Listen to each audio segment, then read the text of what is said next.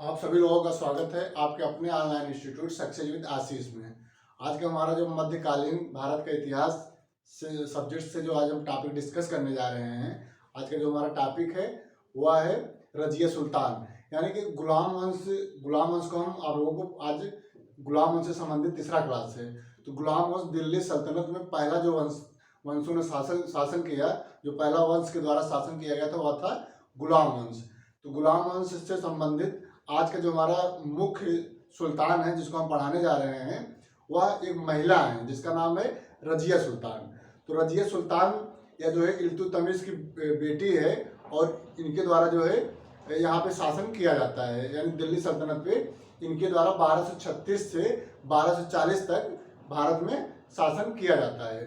तो अब हम देखेंगे कि किस प्रकार से रजिया सुल्तान या जो है दिल्ली सल्तनत की जो है सुल्तान बनती है और आगे जो है यह 4 साल तक दिल्ली सल्तनत पर अपना जो है अधिकार स्थापित करती है और अपना शासन वहाँ पे चलाती है। इसके बाद जो है बहराम शाह इनका जो है भाई जो है इनका भाई जो है बनता है सुल्तान। इसके बाद जो है अगला सुल्तान बनता है अलाउद्दीन मसूद शाह, फिर नासिरुद्दीन महमूद, फिर नासिरुद्दीन महमूद के बाद बलवन के बाद जो है कैकूबाद अंतिम जो है गुलाम वंश का सुल्तान था। इसके बाद जो है खिलजी वंश की स्थापना होती है। तो इस प्रकार से हम आज की क्लास में दिल्ली सल्तनत जो हम सब्जेक्ट पढ़ दिल्ली सल्तनत मध्यकालीन भारत के इतिहास में दिल्ली सल्तनत हम आप लोगों को पढ़ा रहे हैं, जिसमें हमारा पहला है गुलाम वंश। तो गुलाम वंश से संबंधित 2 क्लास वीडियो बन चुका है। आज का हमारा तीसरा क्लास है। आज हम तीसरे क्लास में डिस्कस करेंगे रजिया सुल्तान। इसके पहले 2 क्लास वीडियो हम ऑलरेडी बना चुके हैं गुलाम वंश से संबंधित। जैसे पहला क्लास वीडियो में हम पढ़ाए हैं कि किस प्रकार से गुलाम वंश की स्थापना जो कुतुबुद्दीन ऐबक के द्वारा किया जाता है, मतलब किस प्रकार से गुलाम वंश की स्थापना कुतुबुद्दीन ऐबक के द्वारा किया जाता है। उसके बाद कुतुबुद्दीन ऐबक के बाद किस प्रकार से इल्तुतमिश जो है दिल्ली सल्तनत का जो है अगला सुल्तान होते हैं और वो अपने साम्राज्य को विस्तारित करते हैं और अपने जो है शासन स्थापित करते हैं। अब हमारा जो आज क्लास है वह तीसरा क्लास है और इसमें हम डिस्कस करेंगे रजिया सुल्तान। ओके, तो चलिए आज क्लास हम प्रारंभ करने जा रहे हैं। एक बार पुनः आप सभी का आज क्लास में हम स्वागत करते हैं और आज क्लास हम प्रारंभ करने जा रहे हैं। ओके, रजिया सुल्तान जो 1236 से 1240 ईस्वी तक यह दिल्ली सल्तनत पर सुल्तान के पद पर रहते हुए अपने शासन को स्थापित किया था। और यह रजिया सुल्तान जो है बहुत ज़्यादा बुद्धिमान जो है शासक थी और इसके समय जो है बहुत ज़्यादा वहाँ का जो विकास था, जो साम्राज्यवादी नीति थी और जो वहाँ का शासन प्रशासन था, वह सभी जो है रजिया सुल्तान के समय में बहुत अच्छा जो व्यवस्थित थी और बहुत जो है उसमें जो विकास हो रहा था। लेकिन जो है रजिया सुल्तान के पिता का नाम इल्तुतमिश था। इल्तुतमिश का मृत्यु जो है 1236 ईस्वी में हुआ था और इल्तुतमिश जब मृत्यु के पहले अपना उत्तराधिकारी रजिया सुल्तान को नियुक्त करके गया था। यानी कि इल्तुतमिश के द्वारा यह कहा गया था कि जब हम नहीं रहेंगे तो हमारे जो साम्राज्य की जो संरक्षक होगा वह जो है पुरुष न होकर लेडीज होगी, यानी कि हमारी पुत्री जो है अगला सुल्तान बनेगी। यानी कि रजिया सुल्तान जो है इल्तुतमिश के बाद अगला सुल्तान बनेगी, ऐसा उत्तराधिकारी का जो है व्यवस्था इल्तुतमिश जो है मरने के पहले कर दिए थे। जब जो है इल्तुतमिश का मृत्यु 1236 ईस्वी में होती है तब जो है रजिया जो है एक सुल्तान के रूप में विकसित होती है। लेकिन इसके पहले रजिया सुल्तान का एक भाई था जिसका नाम था बहराम शाह। रजिया सुल्तान का एक भाई था जिसका नाम बहराम शाह था। उसके द्वारा जो है सुल्तान के पद को जो है दावेदारी यहाँ पर सिद्ध कर रहा था, यानी कि वह स्वयं जो है सुल्तान पद को प्राप्त करना चाह रहा था। यानी कि रजिया सुल्तान जो है जब जो है इनके पिता की मृत्यु हुई थी उसके बाद तुरंत बहराम शाह अपने आप को सुल्तान घोषित कर दिया था, क्योंकि वहाँ जो है गुलाम वंश में जो तुर्की सरदार थे वहाँ पे तुर्की सरदार सभी ने जो है इनका सपोर्ट किया था बहराम शाह का, इसीलिए जो है इनको सुल्तान पद को प्राप्त किए थे। लेकिन आगे चल करके रजिया सुल्तान बहुत ही चतुरता के साथ, बहुत ही चतुराई के साथ और बुद्धिमत्ता के साथ वहाँ की जनता को इकट्ठा किया और जो तुर्क सरदार थे उनको भी इकट्ठा करके इस बात को जो है वहां पे जो डिस्कस की कि हमारे पिता जो है हमें उत्तराधिकारी के रूप में घोषित किए हैं, तो अगला सुल्तान हम ही को बनना चाहिए, यानी रजिया सुल्तान को बनना चाहिए, रजिया को बनना चाहिए। तो वहां की जनता और जो तुर्क सरदार थे तुरंत जो है रजिया का सब साथ दिए, इनका सपोर्ट किए और अगला सुल्तान रजिया सुल्तान को घोषित कर दिया गया। तो रजिया जो है सुल्तान पद को बहुत आसानी से नहीं प्राप्त किया था, बहुत संघर्ष के बाद ये जो है सुल्तान पद को प्राप्त की थी। तो ये जो है 1236 ईस्वी में रजिया सुल्तान जो है एक शासक के रूप में यहाँ पे अपने आप को जो है प्रस्तुत करती है और एक बहुत अच्छा शासक के तौर पर अपना शासन गुलाम वंश के तहत स्थापित करती है। अब हम यहाँ पे देखेंगे कि क्या क्या इंपॉर्टेंट फैक्ट रजिया सुल्तान से संबंधित एग्जाम में पूछे जा सकते हैं, उन्हीं को हम यहाँ पे डिस्कस करेंगे। पहला तो आपको जो है यहाँ पे नोट करना है कि रजिया सुल्तान का समय क्या था। इस समय पूछा जाता है कि जो है गुलाम वंश में किस ईस्वी से लेकर के किस ईस्वी तक रजिया सुल्तान का शासन था। तो रजिया सुल्तान का शासन 1236 ईस्वी से 1240 ईस्वी तक रजिया सुल्तान जो है गुलाम वंश के तहत अपने शासन को वहां पे चलाई थी, गुलाम वंश के तहत दिल्ली में। ओके, रजिया जब सुल्तान के पद को ग्रहण की थी, यानी कि रजिया जब अपने आप को सुल्तान घोषित की थी, उस समय जो है रजिया ने पर्दा प्रथा को जो त्याग दिया था। उस समय जो महिलाएं थी वह पर्दे के अंदर रहती थी, लेकिन जब रजिया अपने आप को सुल्तान घोषित किया तो जो है पर्दा प्रथा को यह सर्वप्रथम त्याग दिया था। इसके बाद पुरुषों के समान कोट और टोपी पहन करके वहां के दरबार में बैठ करके वहां के शासन और प्रशासन को संचालित करती थी।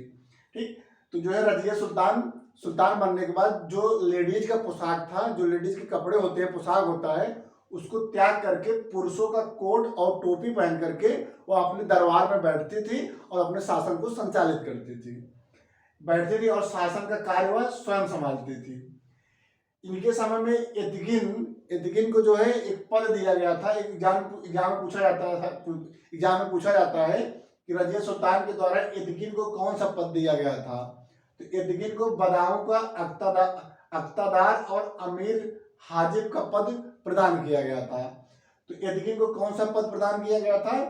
बदाऊं का अख्तादार और अमीर हाजिब का पद प्रदान किया गया था।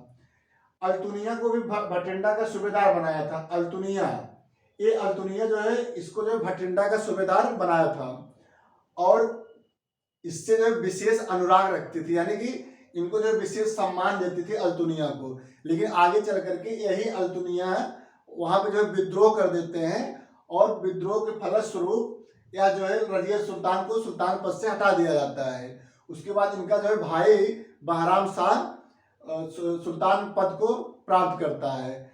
आगे चल करके रजिया जो है अल्तुनिया से विवाह करती है और विवाह करने के बाद पुनः अल्तुनिया और रजिया सुल्तान मिल करके दिल्ली पर आक्रमण करती है, लेकिन बहराम शाह से यह हार जाते हैं और आगे जो है रजिया सुल्तान का मृत्यु हो जाता है और बहराम शाह 1240 ईस्वी से 1242 ईस्वी तक शासन करते हैं। ठीक, तो अल्तुनिया को जो भटिंडा का सूबेदार रजिया के द्वारा नियुक्त किया गया था।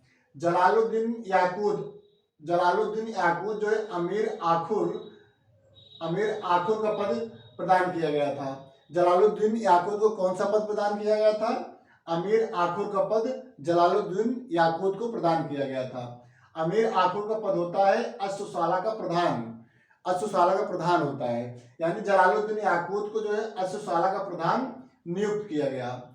इसी प्रकार से जो है 1240 में सरहिंद के सूबेदार अल्तुनिया जो है आगे चल करके 1240 ईस्वी में विद्रोह कर देता है और विद्रोह करके रजिया सुल्तान को पद से हटा दिया जाता है। इसके बाद इसके भाई को जो है सुल्तान बनाया जाता है, लेकिन आगे चल के रजिया के भाई बहराम शाह को सुल्तान बनाया जाता है। लेकिन अल्तुनिया से विवाह करके रजिया ने किससे विवाह किया था? अल्तुनिया से विवाह करके दोनों ने मिल करके बहराम से युद्ध किया, लेकिन हार का सामना करना पड़ा, हार गए।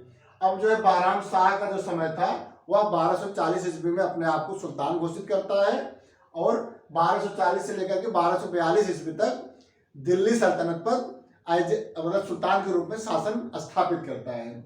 इनके समय में एक पद का निर्माण किया गया था। यही एग्जाम में पूछा जाता है कि बहराम शाह के समय में किस पद का जो सृजन किया गया था। तो वह पद है, एक नवीन पद था, नायबे मुमलकात। नायबे मुमलकात नामक एक पद का सृजन बहराम शाह के द्वारा किया गया था। ओके। और एक हुआ था कि मंगोलों का आक्रमण सर्वप्रथम 1241 ईस्वी में बहराम शाह के समय में हुआ था। ये भी एग्जाम में पूछा जाता है कि गुलाम वंश के कौन से सुल्तान के समय में मंगोलों के द्वारा आक्रमण किया गया था। तो वह बहराम शाह है। बहराम शाह के बाद अलाउद्दीन मसूद शाह सुल्तान पद को प्राप्त करता है और सुल्तान पद को प्राप्त करने के बाद शासन को चलाता है। यहाँ जो है 1242 ईस्वी से 1246 ईस्वी तक सुल्तान पद पर जो है स्थापित करके अपने शासन को संचालित करता है। लेकिन हमारे एग्जाम के दृष्टिकोण से अलाउद्दीन मसूद शाह से संबंधित कोई क्वेश्चन इंपॉर्टेंट नहीं है। और ये जो है एक शासक के रूप में असफल थे, एक सुल्तान के रूप में असफल थे। इनके समय में कोई विशेष कार्य नहीं हुआ था जो कि हमारे एग्जाम के लिए इम्पॉर्टेंट हो। तो अगला हमारा जो अलाउद्दीन मसूद शाह के बाद नासिरुद्दीन महमूद शाह सुल्तान बनता है और इसका समय 1246 से लेकर के 1265 तक अपने आप को सुल्तान के रूप में स्थापित करता है। यानी नासिरुद्दीन महमूद जो है 1246 से लेकर के 1265 तक शासन गुलाम वंश के तहत दिल्ली पर करता है। इनके समय में कुछ ऐसे परिवर्तन हुए जो कि एग्जाम में पूछे गए हैं और आने वाले एग्जाम में पूछा जा सकता है। जैसे नासिरुद्दीन महमूद का समय 1246 से 1265, ये जो है नासिरुद्दीन महमूद जो है नरम, यानी बहुत, इनका स्वभाव जो है बहुत नरम था और ये धार्मिक विचार के व्यक्ति थे। तो नरम एवं धार्मिक स्वभाव का व्यक्ति था और इसके समय में समस्त शक्ति जो है बलवान के हाथों में आ गई। ये स्वभाव से बहुत सीधा सुल्तान था। इसी सीधाई का जो है फायदा उठा करके बलवान इसके समस्त जो है शक्ति का प्रयोग बलवान अपने द्वारा करता था और आगे चल करके बलवान ही गुलाम वंश का एक बहुत प्रतापी और बहुत साहसी सुल्तान बनता है। बस यहीं से जो है बलवान का जो उत्पत्ति होती है वह नासिरुद्दीन महमूद के समय में इनकी शक्ति जो है शक्ति में वृद्धि होती है और आगे चल करके यही बलवान एक जो है साहसी, एक प्रतापी, एक जो है बहुत बहुत ज्यादा साहसी जो है सुल्तान के रूप में अपने आप को स्थापित करता है। ठीक। तो अब जो है बलवान जो है यहाँ पे अपनी शक्ति का जो है शक्ति में वृद्धि कर रहा है। किसके समय में? नासिरुद्दीन महमूद के समय में। बलवान को उलूग खां की उपाधि भी जो है नासिरुद्दीन महमूद के द्वारा ही दिया गया था। एग्जाम में पूछा जाता है कि बलवान को उलूग खां के पद पे, उलूग खां का जो पद या उपाधि, जो उलूग खां की जो उपाधि है वह किसके द्वारा दिया गया था? तो नासिरुद्दीन महमूद के द्वारा उलूग खां का पद बलवान को दिया गया था। और यही मेन समय है जो बलवान यहीं से जो है एक बहुत प्रतापी, बहुत साहसी जो सुल्तान के रूप में आगे चल के अपने आप को स्थापित करता है। यहीं से अपने शक्ति में वृद्धि कर रहा है, द्वारा दिया गया। और नायबे मुमलकात का भी पद भी दिया गया था। तो नायबे मुमलकात का पद नासिरुद्दीन महमूद के द्वारा बलवान को दिया गया था। आगे चल करके नासिरुद्दीन महमूद को 1265 ईस्वी में इनकी मृत्यु हो जाती है। 1265 में मृत्यु बलवान स्वयं को सुल्तान घोषित करता है। यानी कि नासिरुद्दीन महमूद का मृत्यु जो है 1265 में होता है और यही जो है बलवान स्वयं को अपने आप को 1265 में सुल्तान घोषित करता है। और अगले क्लास में हम आप लोगों को बताएंगे कि बलवान के समय में, इसके समय में क्या क्या जो साम्राज्य विस्तार किया गया। जैसे बलवान का जो नीति था वह रक्त और इसका जो है मतलब बहुत ज्यादा रक्त का प्यासा इसको कहा जा सकता है। यानी इसका जो शासन समय था, इसके समय में जो शासन होता था वो बहुत कठोर शासन था इसका। ठीक है। तो लव एवं रक्त इसका जो है सिद्धांत था। इसके शासन का जो सिद्धांत था वह लव एवं रक्त के सिद्धांत में कार्य करता था। यानी बहुत कठोर शासक था। तो आगे अगले वाले क्लास में हम बताएंगे, आप लोगों को पढ़ाएंगे कि मतलब किस प्रकार से बलवान अपने आप को सुल्तान स्थापित करता है और इसके समय में कौन कौन से मुख्य कार्य किए जाते हैं जो एग्जाम के दृष्टिकोण से इंपॉर्टेंट है। अंतिम मुगल शासक जो अंतिम गुलाम वंश था, अंतिम गुलाम वंश का जो सुल्तान था उसका नाम है कैक्युवाद, यानी बलवान के बाद कैक्युवाद सुल्तान पद को प्राप्त करता है और ये जो है अंतिम गुलाम वंश का सुल्तान था। इसी के बाद खिलजी वंश की स्थापना होती है। ओके, तो आज क्लास में इतना है। अब अगली क्लास में हम आप लोगों को बलवान को पढ़ाएंगे, क्योंकि बलवान एक महत्वपूर्ण जो है सुल्तान के रूप में अपने आप को स्थापित किया था और इसका जो शासन था बहुत कठोर शासन था। इसके जो शासन प्रशासन बहुत ज़्यादा कठोर हुआ करते थे। तो ये जो बलवान से संबंधित एग्जाम में भी क्वेश्चन पूछा जाता है। तो अगले क्लास हमारा जो क्लास 4 होगा मध्यकालीन भारत से संबंधित, जो हमारा अगला क्लास 4 होगा उसमें हम डिस्कस करेंगे बलवान के द्वारा किस प्रकार से अपने शासन को स्थापित किया जाता है और कौन कौन से कार्य वह गुलाम वंश के तहत वह कौन कौन से कार्य करता है जो एग्जाम के दृष्टिकोण से इम्पोर्टेंट है। तो आज क्लास में इतना ही। हमारा क्लास आप लोगों को कैसे लगा है इसको आप लोग कमेंट के माध्यम से बताइएगा और हमारे वीडियो के लिंक को आप मैक्सिमम शेयर करिए, लाइक करिए, कमेंट करिए और सब्सक्राइब करिए हमारे चैनल को प्लीज़। तो हमारा क्लास वीडियो कैसा लगा आप लोग कमेंट में जरूर बताइए। ओके, तो आज क्लास में इतना ही। बहुत बहुत धन्यवाद। Thank you so much.